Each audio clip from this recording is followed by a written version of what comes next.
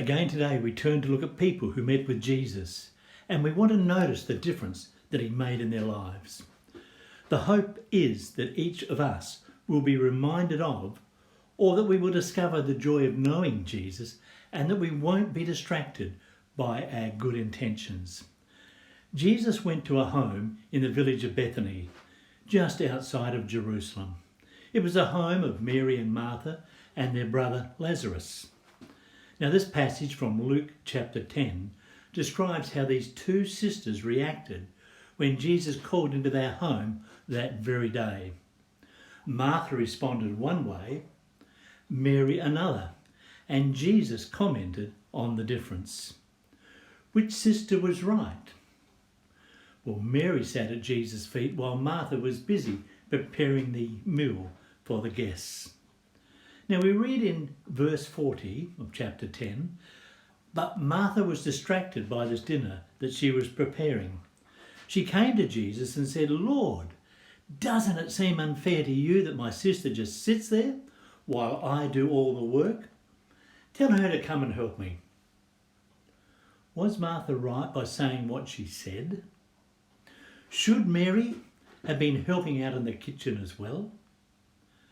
A good place in trying to understand what is going on is to look at the personality of Martha.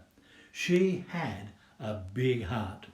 She was generous, she was hospitable, she was hardworking, and she wanted everything to be just right for Jesus. No matter what we might think, it is clear that she loved the Lord and that she was doing what she was doing was purely out of love. She respected Jesus so much that without hesitation she wanted to honour him by using the gifts that she had to prepare a meal. Now her motives were pure. Her intentions were honourable, impeccable we might say, even if her attitude was not quite right. Now it probably happened something like this.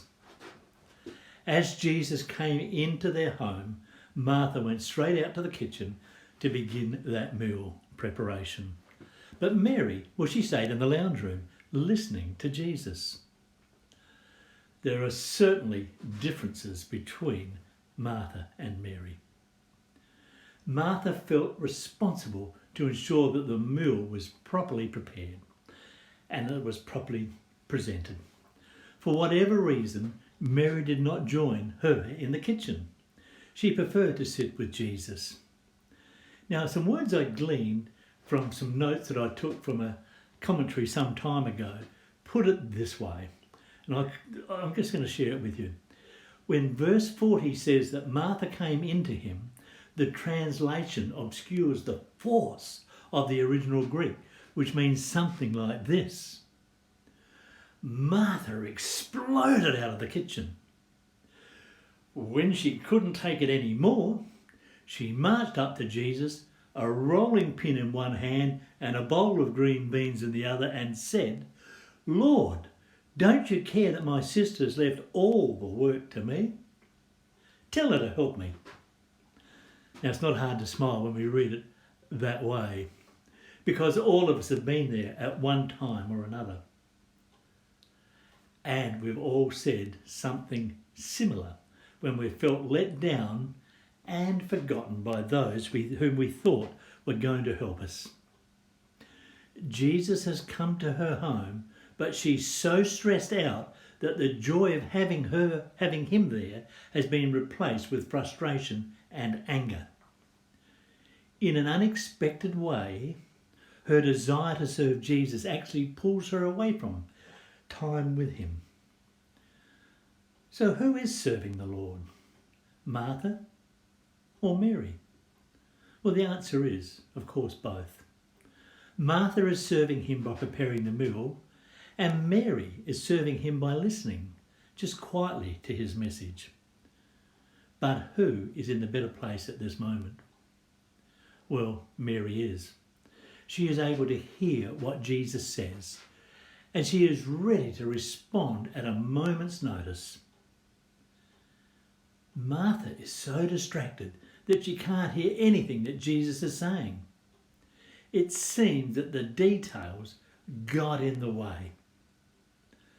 One writer notes that something eternal is cooking in this home in Bethany, but it's not in the kitchen. That meal will soon be eaten and then forgotten. But the meal that Jesus is serving in the living room will last for eternity, forever. In the end, this story is about the danger of distraction while doing good things. The one thing we need most of all is to sit at Jesus' feet and listen to what he is saying. Let me tell you, this doesn't happen by accident. A question I want to put to you today. Is there anything in your life at this time that's causing you to overlook the importance of your relationship with Jesus? This is certainly worth thinking about. Have a wonderful week, and may God richly bless you as you seek to be his person in the place where he's called you to be.